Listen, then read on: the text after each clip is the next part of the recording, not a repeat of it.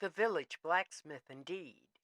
Ellis Downey was enslaved in Buchanan Community in Granville County, North Carolina.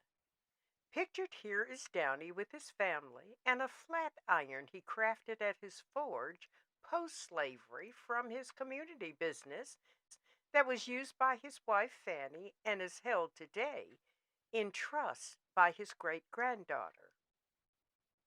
During slavery, enslaved men deemed worthy were selected to learn coveted crafts like blacksmithing.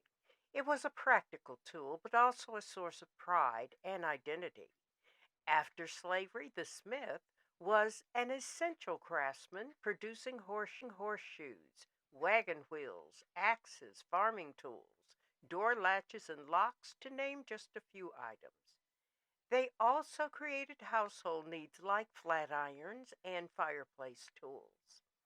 Many turned the craft into businesses.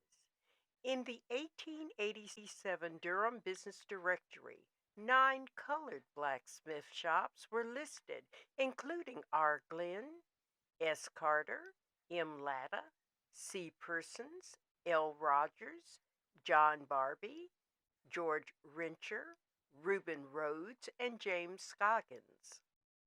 North Carolina Black History, events, and individuals who impacted the state. Subscribe, contribute stories, teach, and share. Email me and find poster information in the descriptions.